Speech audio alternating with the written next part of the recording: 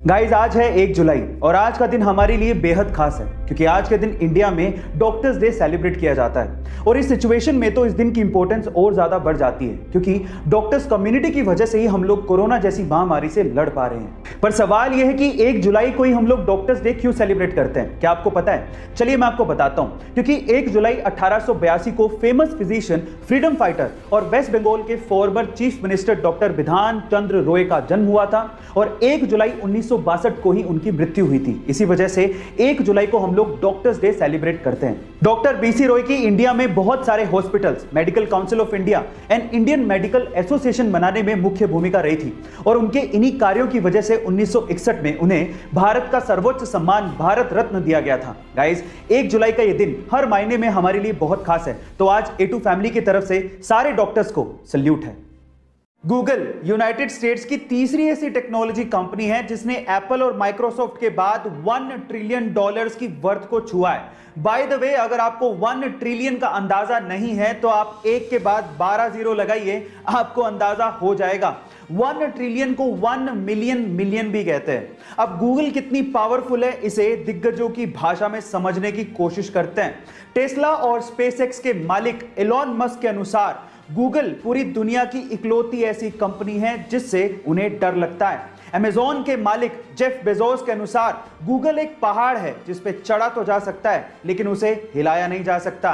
Guys, क्या आपको Google की पावर का अंदाजा था? चैट सेक्शन में जरूर लिखेगा। 2020 में आई कोरोना की लहर की वजह से सब कुछ बंद पड़ गया। कई जगहों पर लॉकडाउन तक देखने को मिला। लोगों के एक साथ इकट्ठा होने पर पाबंदी तक लगा दी गई और इसका असर खेलों पर भी देखने को मिला। लेकिन जब हमारे डॉक्टर्स और रिसर्चर्स ने मिलकर कोरोना से लड़ने के लिए वैक्सीन बनाई, तब कहीं जाके कई देशों में जिंदगियां पटरी पर लौटने लगी।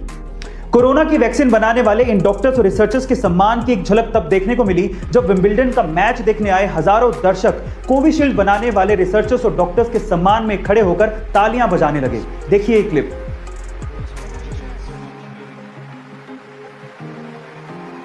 अगर ये कोरोना वॉरियर्स ना होते तो शायद हम लोग कोरोना पैंडेमिक से बाहर निकलने का रास्ता तक नहीं देख पाते। So thank you so much to all the doctors, researchers and corona warriors. ये बात है सन 1974 की, जब फेडेक्स कुरियर कंपनी पूरी तरह से बैंकरप्ट होने वाली थी। कंपनी बंद होने वाली थी। लास्ट के $5,000 ही बचे थे।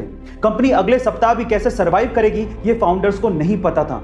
मरता क्या नहीं करता, फाउंडर्स आखिरी $5,000 का दाव खेलने के लिए लॉस वेगास पहुंच गए ताकि पैसों का जुगाड़ किया जा सके और कंपनी को बचाया जा सके। गाइस, किस्मत भी बहादुरों का साथ देती है। लास्ट के $5,000 दाव पे लगा देना कोई छोटी बात नहीं है। उन्होंने $5,000 के थ्रू $32,000 कमाए और फिर से पहुंच गए फेडेक्स कंपनी को जिंदा करने के लिए। फिर क्या था गाइस, वही कंपनी जो बैंकरप्ट होने वाली थी, आज वो कंपनी $70 बिलियन की कंपनी है जिसमें 6 लाख से ज्यादा इंप्लॉइज काम करते हैं। गाइस, आपको फेडेक्स कंपनी की स्टोरी कैसी लगी कमेंट सेक्शन में जरूर लिखिएगा। यूके का बर्गर किंग अपने कस्टमर्स को अपने कॉम्पिटिटर मैकडी के यहां ऑर्डर करने के लिए बोल रहा है। और सिर्फ मैकडी नहीं, पिज्जा हट, डोमिनोज और जितने भी छोटे बड़े रेस्टोरेंट्स हैं उन पे अपने ग्राहकों को ऑर्डर करने के लिए रिक्वेस्ट कर रहा है। पर सवाल यह उठता है कि बर्गर किंग, जो कि खुद एक बहुत बड़ी फास्ट फूड की चेन है, वो ऐसा क्यों कर रहा है? देखिए, बर्गर किंग का इस पे कहना है कि उसने भी कभी नहीं सोचा था कि लाइफ में ऐसा कुछ वो लोग कहेंगे। लेकिन करंट सिचुएशन को देखते हुए इन रेस्टोरेंट्स पे जो एम्प्लॉइज काम करते हैं और उनकी फैमिलीज,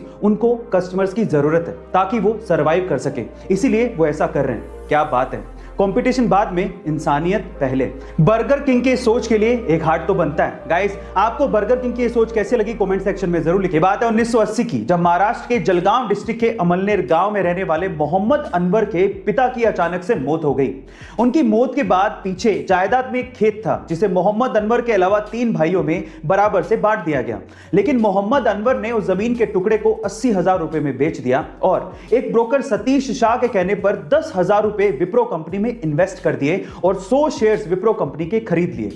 1980 में किया गया ये इन्वेस्टमेंट आज 40 साल बाद 1500 करोड़ रुपए में बदल चुका है, जिसमें से 200 करोड़ रुपए तो सिर्फ डिविडेंड के तौर पे मोहम्मद अनवर को मिले हैं। गाइस, ये है पावर इन्वेस्टमेंट की। तो आप किस चीज का इंतजार कर रहे हैं? इन्वेस्टमेंट करिए, डीमेट अकाउंट खुलवाइए, लिंक डिस्क्रिप्शन बॉक्स में ही गिवन है। ऐसे अमेजिंग फैक्ट वीडियोस के लिए शेयर, सब्सक्राइब एंड लाइक। मिलता है अगली वीडियो में।